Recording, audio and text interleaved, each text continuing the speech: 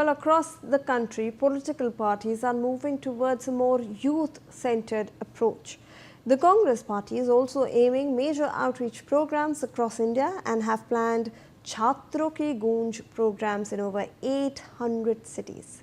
Now, NewsX has exclusively spoken to Congress MP Pawan Khera, who has spoken out on the Pune COEP clashes as well as the Chhatron Ki Goonj program. Let's listen in.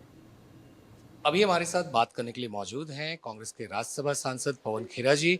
Pawan sir, आज राहुल गांधी जी की छात्रों की गूंज का चौथा instalment है पुणे में। कल रात हमने देखा आखिर किस तरीके से सीओईपी कॉलेज की छात्राएं वो वीडियो बनाकर उन्होंने मदद की गुहार लगाई। आखिर किस तरीके से एबीवीपी के जो वॉलंटियर्स थे वो जाकर वहां उनको परेशान कर रहे थे, क्या मसला है?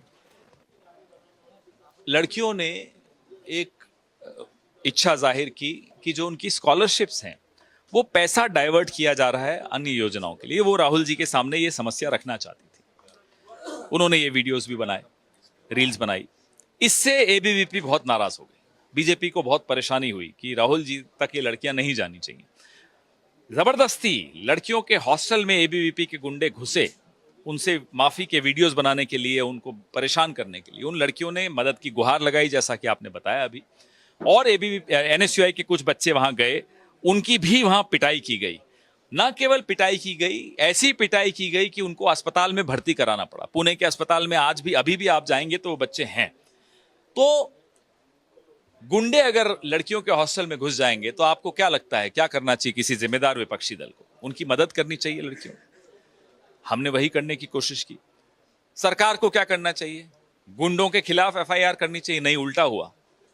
शिकार जो हुए उनकी गुंडागर्दी के, उनके खिलाफ एफआईआर हो रही है। ये गुंडों की सरकार है।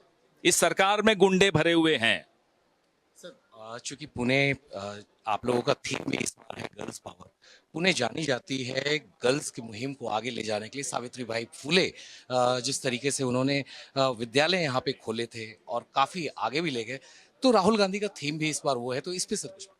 ये थीम बहुत आवश्यक है इस देश में। इस पे राजनीतिक चर्चा होनी बहुत आवश्यक है, क्योंकि महिलाओं की, लड़कियों की अलग समस्याएं होती हैं। घर से शुरू होती हैं, समाज से शुरू होती हैं, घर की चारदीवारी में कैद होती हैं। बड़ी मुश्किल से स्कूल कॉलेज तक जा सकती हैं तो वर्क प्लेस पे नहीं जा पाती। वर्क प्लेस पे जाती हैं तो कुछ वक्त के बाद वापस घर ही आना है। उसके बाद फिर ज्यादा लंबा अपनी वो नौकरी कंटिन्यू नहीं कर सकती। राजनीतिक क्षेत्र की बात है, टीवी स्टूडियोज की बात हो, उनकी समस्याओं को राजनीतिक संवाद का हिस्सा बनाना आवश्यक है। 50%, आधी आबादी इस देश की, अगर वो न पढ़ सके पूरी तरह, न वो नौकरी अच्छी तरह कर सके, न वो राजनीतिक क्षेत्र में हिस्सा ले सके, तो देश कैसे विकास करेगा? ये विकास की यात्रा में आधी आबादी को आप घर बैठा दोगे तो आप ही की यात्रा सफर करेगी। सर, जिस तरीके से छात्रों की गूंज कार्यक्रम में हमने देहरादून में देखा कि आखिर किस तरीके से पैरेलल प्रोग्राम्स चल रहे थे, अब पुणे में भी उस तरह से पैरेलल प्रोग्राम्स हो रहे हैं। इनको करने दीजिए। देहरादून में इन्होंने पॉप शो रखा, यहां पुणे में इन्होंने वंदे मातरम का भी रखा है और एक पॉप शो भी रखा है। कुछ नहीं फर्क पड़ने वाला। ध्यान हटाने का वंदे मातरम का मुद्दा लाए क्यों? क्योंकि सदन में जो इन पर चोट हुई थी, न ये भगोड़े लोग दोनों आ सके सदन में, तो उससे ध्यान हटाना था छात्रों पर हिंसा और जो आंदोलन चल रहा था नीट वाला, उससे, फिर एथेनॉल से, चंदा चोरी से, चीन की जो आक्रमण एक तरह से हो रहा है, घुसते चले आ रहे हैं अरुणाचल में, उन चारों मुद्दों से ध्यान हटाने के लिए वंदे मातरम का शिगुफा इन्होंने छोड़ा। और वो छोड़ने में मूर्खता कर गए, क्योंकि इन्होंने उन तमाम नायकों को देश विरोधी कह दिया जिनकी ये देश पूजा करता है। नेताजी सुभाष चंद्र बोस उस वक्त कांग्रेस के अध्यक्ष थे जब ये निर्णय लिया गया। सरदार वल्लभ भाई पटेल, उन्होंने इस निर्णय का अनुमोदन किया था। गुरुदेव रविन्द्रनाथ टैगोर ने इसका अनुमोदन किया था। गांधी जी ने, नेहरू जी ने, इन तमाम नायकों ने इसका अनुमोदन किया था। और उसके बाद 1950 में कॉन्स्टिट्यूएंट असेंबली ने 2 स्टैंजास का अनुमोदन किया, जिसमें श्यामा प्रसाद मुखर्जी खुद मौजूद थे। तो इन्होंने, अमित शाह ने बदहवासी में, परेशानी में, कुंठा में आकर उन तमाम लोगों को देश विरोधी कह दिया जिनकी ये देश पूजा करता है। तो वो भी उल्टा पड़ गया। अब ये पॉप म्यूजिक ला रहे हैं। छात्र रुकने वाले नहीं हैं। वो राहुल गांधी के साथ जुड़कर अपनी समस्याओं की चर्चा करेंगे। सर, जिस तरीके से कल राहुल गांधी लगातार करीब 7.5 घंटे पार्लियामेंट स्ट्रीट थाने में बैठे थे साहिल लोचन, जिसको पैलेट गन की इंजरी हुई थी। एफआईआर रजिस्टर हुआ राहुल गांधी के सिटिंग प्रोटेस्ट के बाद। मगर बीजेपी अब आरोप लगा रही है कि राहुल गांधी अराजकता फैला रहे हैं। राहुल गांधी फोटो अपॉर्चुनिटी के लिए वहां पे गए हैं, वंदे मातरम से ध्यान भटका रहे हैं। ये आउटगोइंग लोग हैं जिनकी आप बात कर रहे हो, नड्डा जी, अमित शाह, नरेंद्र मोदी, ये सब आउटगोइंग है। आप इनकमिंग की बात करो, शाम को आओ, मैं आपको एक इनकमिंग आदमी से मिलाता हूं। All right, now the Congress party is also taking its Chhatro Ki Goonj campaign to hundreds of cities, seeking to connect directly with young voters and their concerns. But the initiative has also triggered a political face-off, with the BJP questioning the way the crowds are being mobilized for these events. NewsX has exclusively spoken to Congress leader Nana Patole on the allegations as well as the controversy at Pune COEP College and the political row over Vande Mataram. Here's what he had to say. तो अभी हमारे साथ बात करने के लिए मौजूद हैं कांग्रेस के वरिष्ठ नेता और महाराष्ट्र के पूर्व कांग्रेस अध्यक्ष नाना पटोले जी। नाना भाव, आज राहुल गांधी जी की छात्रों की गूंज का कार्यक्रम है पुणे में, और वहीं कल रात को आप लोगों ने आरोप लगाया आखिर किस तरीके से एबीवीपी के कुछ कार्यकर्ता जाकर सीओईपी कॉलेज में लड़कियों के साथ उनके वीडियोस रिकॉर्ड करवा रहे थे, माफ़ी मांगते हुए कि ऐसी कोई तरह की कमी नहीं है। देखो, राहुल गांधी जी की दहशत बीजेपी के मन में कितनी है उसका अंदाज आपको अभी पार्लियामेंट सेशन हुआ उसमें भी आपने देखा है। देश के प्रधानमंत्री, देश के गृह मंत्री, उनके डर के वजह से पार्लियामेंट में भी आना बंद कर दिए।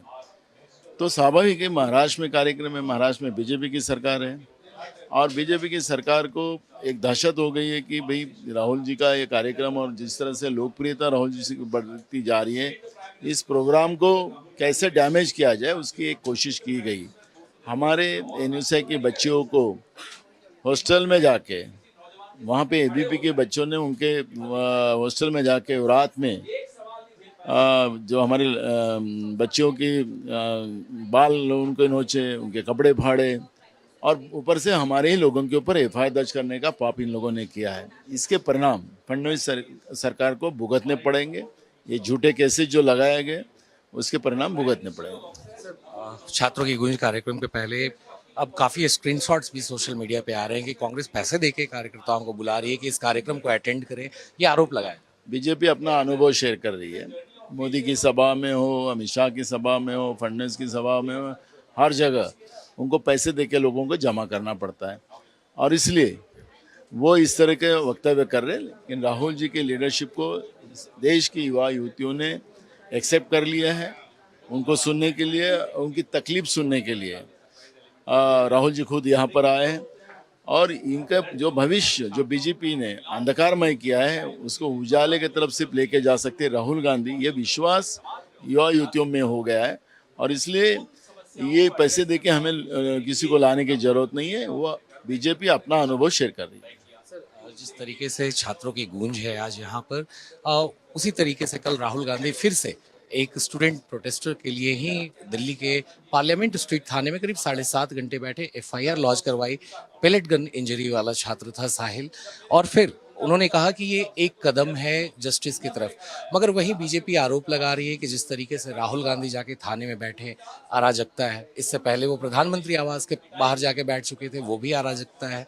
और बिना किसी परमिशन के लोग वहाँ जाके बैठ रहे हैं थाने में, बस फोटो ऑप करवा रहे हैं और वंदे मातरम से ध्यान भटकाने की कोशिश। पहले तो मैं वंदे मातरम के बारे में कहूँगा कि वंदे मातरम का विरोध करने वाले लोग आज वंदे मातरम के बाजू में खड़े हुए हैं, उसका हम उनका स्वागत ही करते हैं। उनका विरोध करने का कोई कारण नहीं। लेकिन जिस तरह से जंतर मंतर पे बच्चों के ऊपर अत्याचार किया गया, उनको इलेक्ट्रिक करंट लगाया गया, शॉक लगाया गया, लकड़ियों में किले लगाई गई, बच्चों के गुप्तांग को मारा गया, उनके कपड़े फाड़े गए और जिस तरह से लाठीचार्ज हुआ उसका पूरे देश ने उसका विरोध किया। अब मुझे लगता है कि सरकार उसकी जवाबदारी लेने को तैयार नहीं। ऐसे समय में खुद राहुल जी ने वो भूमिका ली और पुलिस स्टेशन के सामने धरना दिया और आखिरी सरकार को एफआईआर दर्ज करना पड़ा। सही में तो पहले सरकार को अगर थोड़ी शर्म होती तो सरकार ने इस बात को तुरंत एफआईआर दर्ज कर देना चाहिए था। एफआईआर दर्ज नहीं करेंगे क्योंकि गुनहगार तो वो खुद ही है, और इसलिए राहुल जी को ये करना पड़ा, और उसको वही अराजकता बोलते। तो जो जंतर मंतर पे हुआ, जो किसान मोर्चे पे हुआ, वो क्या अत्याचार नहीं है? उसके बारे में अराजकता वो नहीं है? तो इसलिए बीजेपी हमें राहुल गांधी को अराजकता पड़ा है कर रहे हैं और ये कर रहे हैं, इस कहानी बनाने की जगह अपने गिरेबान में बीजेपी और केंद्र की सरकार झांके। सर मेरा आखिरी सवाल है आपसे, जिस तरीके से हमने देखा था देहरादून में भी जब राहुल गांधी का कार्यक्रम हुआ था तो वहाँ पे बीजेपी ने एक दूसरा कार्यक्रम कराया था, उसी तरह से यहाँ अब एक वंदे मातरम का कार्यक्रम भी है, एक तरफ एक रैपर को भी बुलाया गया है। बीजेपी का ही डर है। राहुल गांधी जी का कितना डर बीजेपी में है, वही उसका डर का अनुभव बता रहे। लेकिन वंदे मातरम वो गाए, राहुल जी छात्रों के गूंज में कोई बच्चे और बच्चियां की संख्या कम होगी। वो जो सपना सोच रहे वैसा कुछ नहीं होगा, और मुझे लगता है कि एक अच्छा प्रोग्राम पुणे में होगा। देश का सबसे अच्छा कार्यक्रम पुणे में ही होगा। बात करने के लिए तो ये थे Nana Patole. All right, let's get in some breaking news coming in.